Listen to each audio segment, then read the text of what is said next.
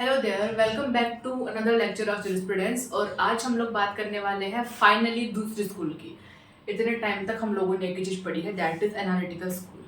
और देखा जाए तो जो आपका पॉइंट ऑफ व्यू है ऑफ एकेडमिक्स में नेचुरल स्कूल का इतना सिग्निफिकेंट नहीं है। वहाँ पर केवल बेसिकली 4 ही स्कूल मैटर करते हैं, analytical, philosophical, sociological and historical school.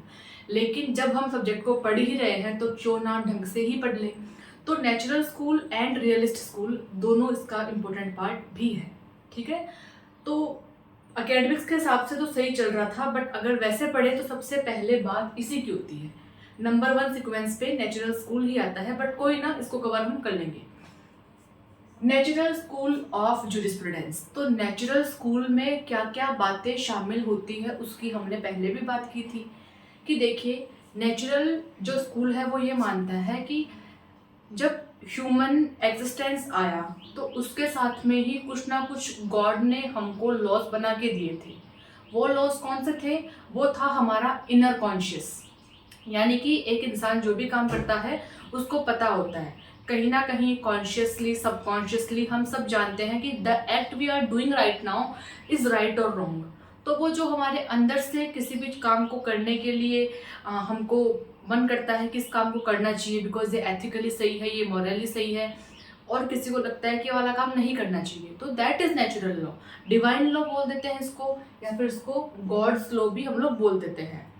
इसके लिए जो लीगल टर्म है दैट इज ए प्रायोरी नॉलेज, यानी कि ऐसा नॉलेज जो कि पहले से एग्जिस्ट करता है। अभी तुमको मालूम है या नहीं है कि तुम्हारे पास में ये वाला नॉलेज है?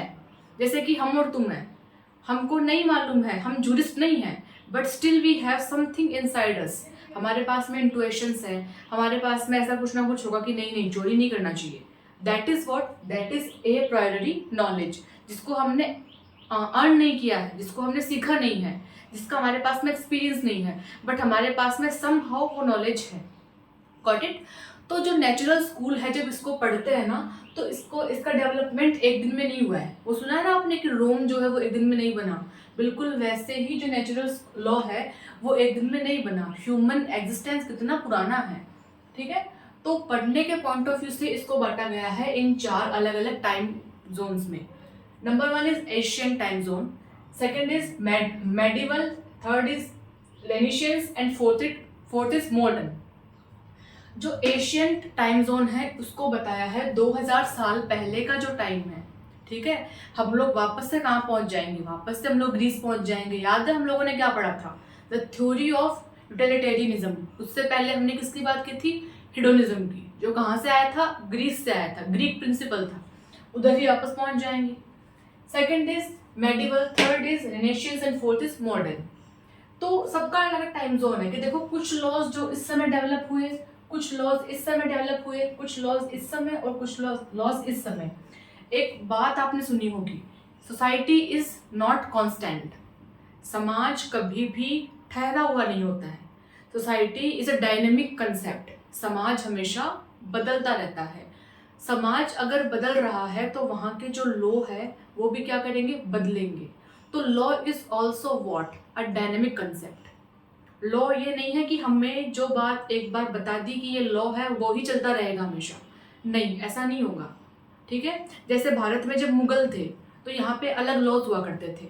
मुगलों से पहले जो दूसरे मतलब शासक थे उस समय अलग लॉज हुआ करते थे।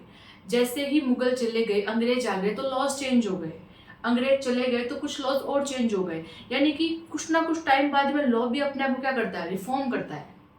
ठीक है, हमने जो बना दिया, law is not a strict line कि इसको फॉलो करना पड़ेगा।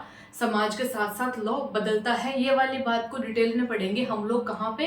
सोशियोलॉजिकल स्कूल में। आज हम लोग केवल नेचुरल की ही बात कर लेते हैं। ठीक है, तो नेचुरल लॉ का मतलब समझ में आ गया होगा आपको।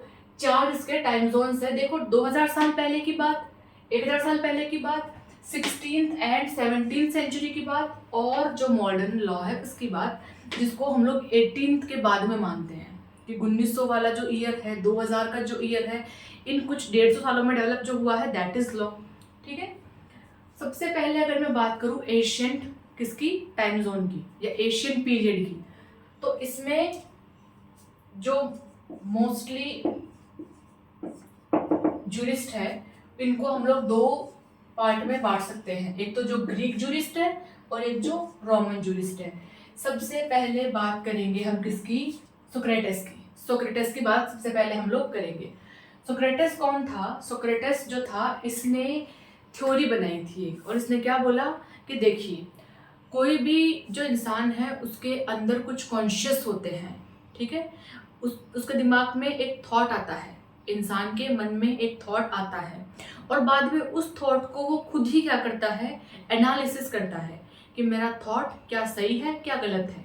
जैसे कि आज हम लोग देखते हैं ना, अपनी ही बनाई हुई थीसिस को क्या करना? चेक करना, जो कि रिसर्च की बात है, ठीक है। तो इन्होंने उस समय ये बात बोली थी कि आपके मन में जो थॉट आया उस थॉट को ही क्रिटिकली क्या करना? एनालिसिस करना, दैट इज लॉ, ठीक है। इन्होंने ये बात बोली और ये वाली जो बात है वो जो ग्रीक लोग हैं उनको पसंद नहीं आई और उन्होंने इनकी इस थ्योरी की वजह से ही इनको क्या कर दिया?